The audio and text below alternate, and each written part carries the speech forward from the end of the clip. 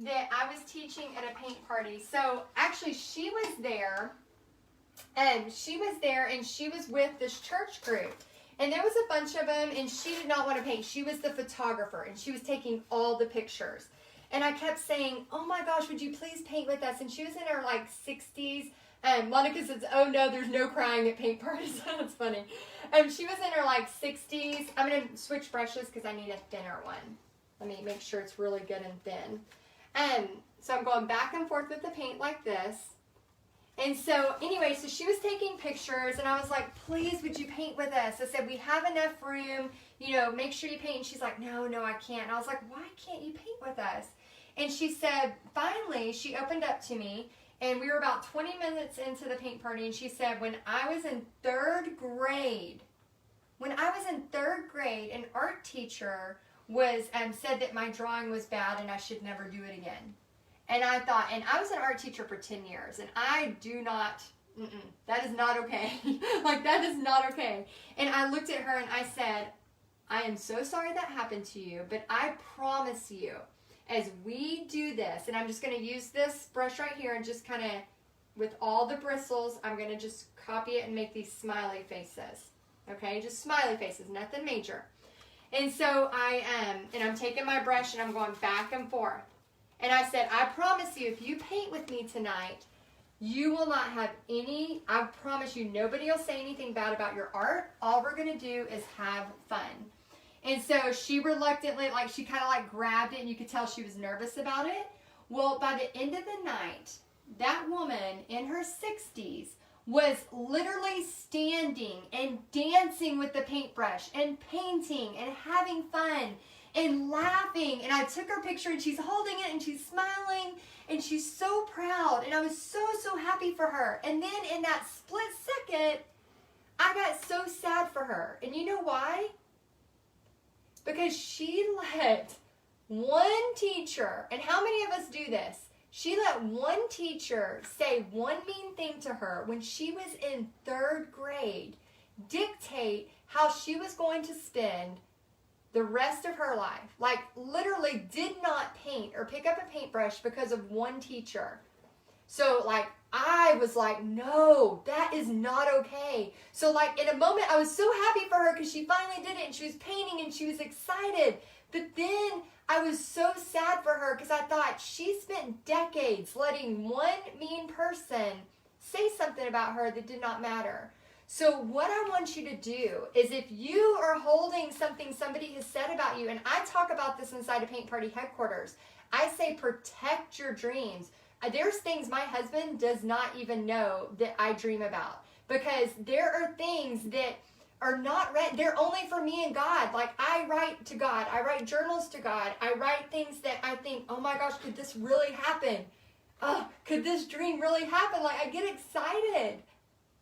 But whenever you let people dictate what your dreams are, that's God's the giver of dreams. Don't let other people crush those for you. And so sometimes we may be so excited about a paint party business or about something new that's happening in our life. And then we go tell somebody else, and guess what happens? Their insecurities will project onto you. They don't mean to, but that's what happens. Their insecurities project on you. And then the next thing you know, you've got all this excitement, all of this energy, all of this dedication, all of this inspiration, and then it's just popped like a balloon in a second because somebody's words had an effect on you. And I can see all of y'all making comments. Yep, had that happen. Yep, this happened. Yes, protect your dreams. Write those dreams to God. If you're a praying girl like me, I have a journal, and I call it Co-Creating with God. And it is a journal that me and God, nobody else is allowed to read that journal. And that's where I write the craziest dreams that I never ever could imagine have happened. And a lot of those dreams have happened. And so when that lady was smiling with her painting, I just thought, oh my gosh, we cannot let other people dictate how we're going to live our life. Because literally, at the end of the day, when I'm 88 years old, or, I mean, my family has there's some longevity in my family. Like, when I'm an old woman, I do not want to look back and be like, yeah, I never tried that because so-and-so said this. No, I don't care. And if you are struggling with that and you care too much about what other people think, I want you to read the book Big Magic, okay? It has changed. I read it probably about 5 years ago. And since then, you can probably see based on my business stuff, I could care less what somebody's going to say about me. I don't care. I do not care, because I know God is the giver of dreams. I know there is a reason that dream is in the pit of my stomach, and I know there's a reason I feel that way. And I know that I'm supposed to do something with it. So if people talk crap about me, I don't care.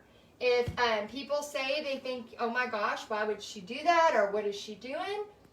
I don't care, because I don't want to be in my 80s or in my 90s going, how come I let all of these people dictate how I was going to live my life? How come I let all of these people decide what was going to make me happy? How come I let fear stop me from doing something I wanted to do? So in the middle of that paint party, I just hugged her, and I was like, oh, I'm so happy you did this. And I'm so, like, no matter what age you are, I want you to know that you still have a choice. And whether that's just you painting for fun or you painting as, you know, a business, like whatever it is, like, I just want to be able to support you and let you know that sometimes you don't have to tell everybody every freaking dream you have. You do not have to. You can hold some of that stuff back and share it with people who understand, share it with people who are going to support you. And then as you start to go, like, for example, there's a lot of stuff in my paint party business that I didn't share with certain people because they would immediately make me feel bad about it, or make me feel like I couldn't do it, or make me feel like that wasn't the right thing. And so I just stopped sharing with those people. And then once I started doing it, they're like, huh, how'd you do that? You know, then they start asking, like, okay, what's going on now? You know, so I think sometimes we have to remember that, and you have to go, you know, they'll know later. If they're really curious, they'll know later. So hopefully that helps inspire y'all. Let me know if that story was helpful to y'all, because I just, like, that lady's face is, like, sealed in my soul forever. Like, I will never forget her smile because of the way she felt about that. Oh my gosh, yes. Yeah, Brendan, that's so true. Brendan's messaging me. She says, I remember you telling me about Paint Vault. Paint Vault was a very failed business of mine that did not work out. They don't all work out, y'all, and that's okay.